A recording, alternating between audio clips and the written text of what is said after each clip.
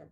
Nah, follow up itu wajib. Artinya Bapak Ibu jangan berpikir bahwa Anda bisa join-kan orang, Anda bisa membangun jaringan dengan hanya presentasi saja. Jadi jangan berpikir Anda presentasi, selesai presentasi udah tinggal nunggu siapa yang positif, siapa yang mau join. Enggak. Anda harus melangkah ke follow up. Jadi follow up itu bukan pilihan, bukan opsi, tapi ini adalah kewajiban. Harus Anda lakukan. Jadi kalau Anda presentasi nggak lanjut ke follow up ya berarti udah jangan berharap orang itu join gitu. Jangan berpikir bahwa selesai presentasi nanti prospek yang dipresentasi telepon kita atau kontak kita, saya mau join. Ya, jangan berharap itu. Walaupun mungkin aja bisa terjadi, tapi kecil sekali lah kemungkinannya. Mungkin satu dua ada yang seperti itu. Tapi intinya follow up itu wajib Anda lakukan. Dan ini saya mau jelaskan sebuah siklus lingkaran presentasi follow up yang sangat penting. Presentasi tujuannya adalah untuk follow up. Betul ya? Anda presentasi seseorang supaya Anda bisa follow up dia. Karena kalau belum dipresentasi ya nggak bisa di follow up kan, harus dipresentasi dulu. Setelah presentasi, baru Anda lanjut ke follow up. Dan follow up tujuannya supaya Anda bisa presentasi. Presentasi teman yang Anda follow up itu. Ya, jadi presentasi tujuannya follow up tujuannya presentasi. Jadi kalau ada yang tanya, Anda melakukan follow up tujuannya apa? Tujuannya untuk bisa melakukan presentasi teman dari orang yang di follow up itu. Makanya ada satu langkah yang namanya gali daftar nama, itu penting banget. Karena dengan menggali daftar nama seseorang, kita bisa book janji presentasi dengan temannya. Ya, dan ini siklus kerja. Mulai dari daftar nama, lalu buat janji, lalu presentasi, lalu follow up. Nah, ketika Anda lakukan follow up, tujuan Anda adalah menggali daftar nama prospek untuk buat janji dan dapatkan janji presentasi lagi. Jadi ini membentuk sebuah siklus. Daftar nama, buat janji, presentasi, follow up. Dari follow up balik lagi ke daftar nama, buat janji, presentasi, follow up. Ini muter-muter seperti itu. Jadi kalau Anda membangun jaringan di MLM, ya Anda lakukan cuma 4 langkah ini terus-menerus.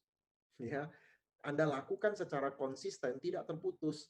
Nah, yang membuat Anda konsisten itu adalah sistem, ya makanya namanya sistem pendukung atau support system berupa buku, audio, video, pertemuan dan lain-lain.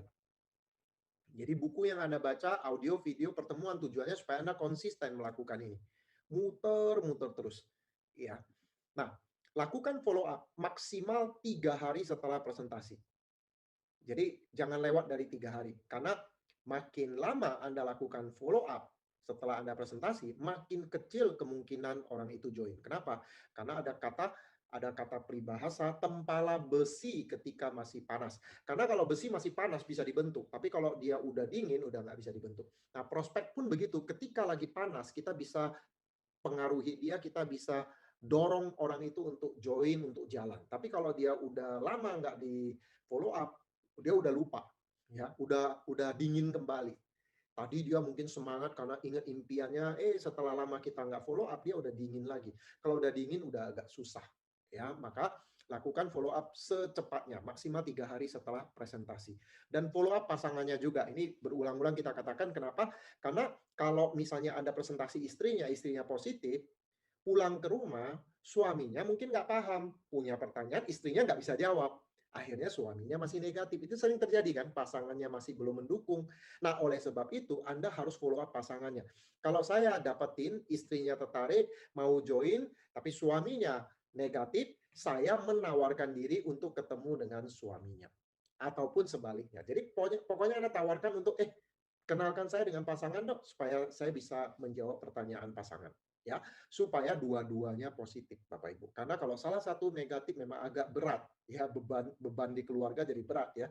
Satu pasangan tidak setuju ya. Jadi Anda harus usahakan atur waktu follow up pasangannya juga, ya.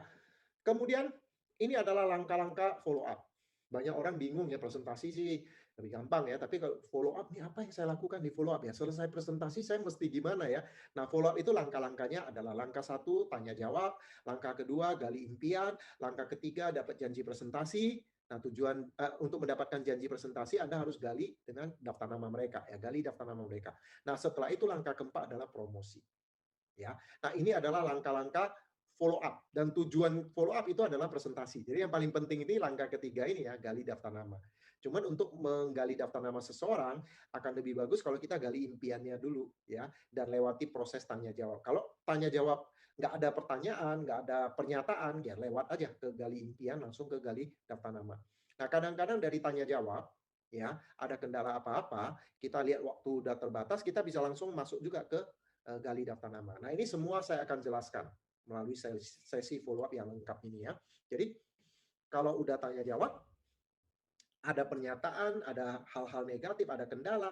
Dari kendala, kita juga bisa langsung ke gali daftar nama dan dapat presentasi. Setelah itu baru gali impian juga boleh, nggak apa-apa ya. Jadi ini nggak harus berurutan. Ya normalnya sih seperti ini, tanya jawab, habis itu gali impian, lalu gali daftar nama, baru follow up, baru promosi. Tapi kalaupun lompat-lompat is okay. Yang paling penting goal dari follow up adalah mendapatkan janji presentasi. Jadi goal dari follow up itu bukan hanya prospek join. Salah satu goalnya adalah prospek join. Tapi kalaupun prospek nggak join nggak apa-apa. Yang penting dapat janji presentasi. Ini yang paling penting. Goal utama dari follow up dapat janji presentasi. Ya. Nah sekarang kita masuk dulu langkah pertama tanya jawab. Jadi kalau misalnya selesai presentasi Anda masuk ke follow up, ya, biasanya ada pertanyaan, Pak ada pertanyaan, nah, muncul pertanyaan. Nah, kalau ada pertanyaan Anda jawab, tapi hati-hati teman-teman, Anda harus bisa bedakan antara pertanyaan dengan pernyataan. Ini beda ya Bapak Ibu ya. Kalau pertanyaan itu perlu kita jawab, tapi kalau yang namanya pernyataan, biasanya itu pernyataan yang sedikit negatif, ya itu tidak perlu direspon. Contoh ya, misalnya pertanyaan. Yang namanya pertanyaan contohnya gini, Pak, ini boleh join pakai nama istri nggak? Misalnya, itu pertanyaan. Itu memang betul-betul dia tanya, dia butuh jawaban ya, kita jawab. Atau, Pak, ini nanti rekening banknya boleh pakai nama suami nggak? Atau anak nggak? Itu pertanyaan. Atau, Pak, ini produk kita ini pabriknya di mana? Nah, itu pertanyaan yang membutuhkan jawaban ya, kita jawab. Ini bonusnya kita ditransfer harian, atau mingguan atau bulanan. Nah, itu pertanyaan. Jadi Anda harus bedakan. Kalau pertanyaan bagus. Justru itu tanda positif ya. Kalau ada pertanyaan-pertanyaan seperti ini produk pabriknya di mana atau bonusnya harian atau bulanan, rekening boleh pakai nama anak, itu pertanyaan-pertanyaan yang justru merupakan tanda-tanda positif, tanda-tanda pembelian, buying signal. Nah, berarti dia positif ya. Jadi Anda nggak harus takut ya dengan pertanyaan. Nah, yang Anda harus waspada itu pernyataan, ya. Pernyataan yang sedikit negatif, yang seringkali negatif lah ya. Misalnya yang namanya pernyataannya, waduh, bisnis seperti ini kayak bisnis musiman ya. Itu pernyataan Bapak Ibu. Ini bisnis musiman ya, maksudnya ini sebentar lagi juga hilang ya, sebentar lagi jenuh, udah nggak jalan. Atau dia bilang, waduh bisnis kayak gini saya nggak bisa jalanin, saya sibuk. Nah ini pernyataan, kendala-kendala yang dia utarakan. Kalau saya lihat di bisnis ini ya, ini segmennya ini harus menengah ke atas karena harga produknya mahal. Itu adalah pernyataan, ya. Atau dia bilang, "Bisnis kayak gini saya paling nggak bisa. Saya nggak bisa loh presentasi-presentasi gini, saya paling nggak bisa. Teman-teman saya pada nggak mau, teman-teman saya pada negatif nih kalau ditawarin MLM." Nah, ini semua adalah pernyataan. Nah, kadang-kadang ada orang yang nggak berpengalaman, ketemu misalnya ya, "Waduh saya nggak mungkin jalanin ini, saya sibuk kan saya kerja di kantor." Itu kan pernyataan kan? Nah, itu ditanggapi oleh orang-orang yang nggak punya pengalaman. "Oh, Pak, nggak apa, Bapak nggak mungkin, nggak orang yang sibuk juga bisa, Bapak pasti bisa." Ditanggapi. Padahal dia cuma pernyataan, dia bilang, "Saya sibuk nggak bisa." "Nggak mungkin, Bapak pasti bisa, orang yang direktur aja bisa, Bapak juga pasti bisa." Ngapain ditanggapin? Ya, hati-hati Bapak Ibu, abaikan pernyataan negatif. Jangan ditanggapin. Kalau dia bilang ini bisnis musiman ya, malah kita reaktif. Enggak Pak, siapa bilang? Perusahaan ini nih udah bertahan puluhan tahun. Loh, ini ada yang udah bertahan cukup lama. Bisnis MLM akan terus bertahan Pak. Kita jadi berdebat. Oke, padahal hati-hati jangan sampai berdebat ya. Bapak Ibu teman-teman, menghadapi pernyataan negatif atau apapun juga pada saat follow up, ini adalah pelajaran yang sangat penting. Ini sebenarnya masuk tipe skill ya. Jangan pernah berdebat. Karena kalau Anda berdebat dengan seseorang, prospek, Anda kalau berdebat dengan mereka, berarti Anda menyalahkan mereka. Tidak ada seorang pun di dunia ini suka disalahkan. Anda pun nggak suka kan? Walaupun Anda salah, Anda disalahkan malah jadi terpojok, nggak nyaman, akhirnya kita jadi kesel, nggak suka sama orang yang suka menyalahkan atau berdebat dengan kita. Nah, oleh sebab itu, ini poin yang sangat penting, jangan pernah berdebat. Hindari perdebatan, karena kita kalau di MLM tidak akan mendapatkan manfaat dari perdebatan. Walaupun prospek kita 100% salah, jangan didebat.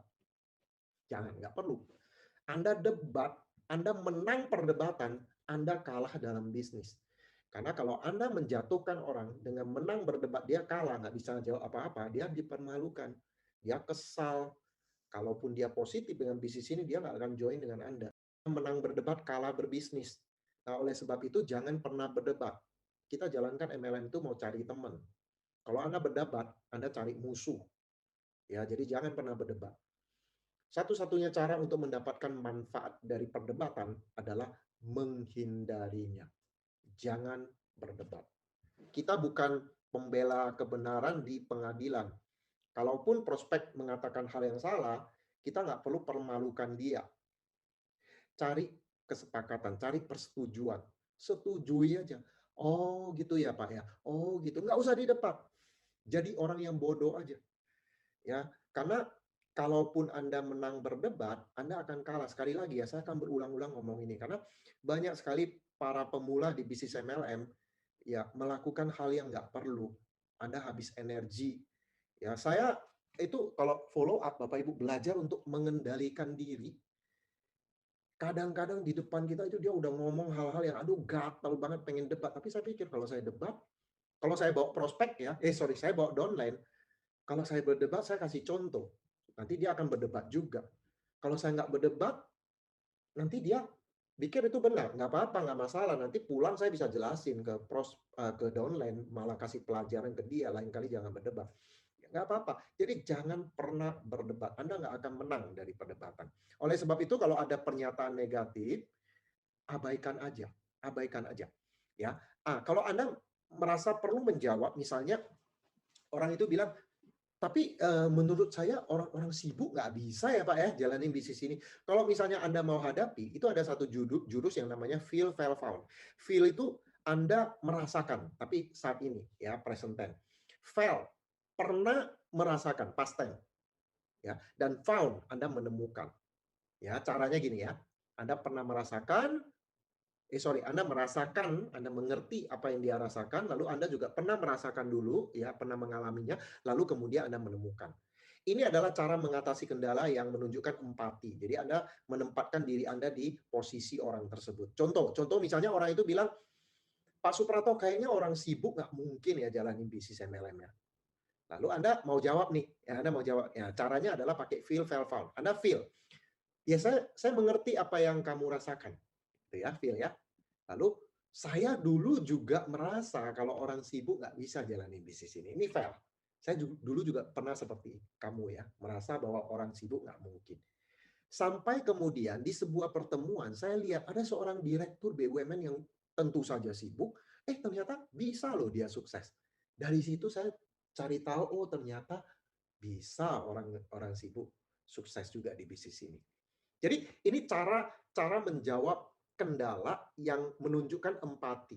Ya, jadi Anda nggak frontal serang orang itu. Jadi Anda nggak mengatakan bisa lo apa-apa. Ya, Anda tidak frontal serang dia, tapi Anda kasih contoh bahwa Anda dulu juga seperti itu, lalu menemukan ternyata ada sumber informasi pihak ketiga yang menyampaikan bahwa ternyata bisa.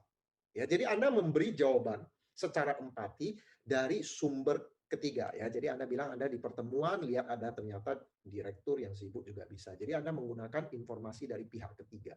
Nah, ini cara menjawab keberatan yang tepat ya. Tapi kalau misalnya Anda nggak ngerti, Anda nggak punya pengalaman, misalnya Anda tak punya lah, nggak punya pengalaman seperti itu, Anda bisa menjawab keberatan dengan teknik kupas bawang. Ya, jadi misalnya bila bilang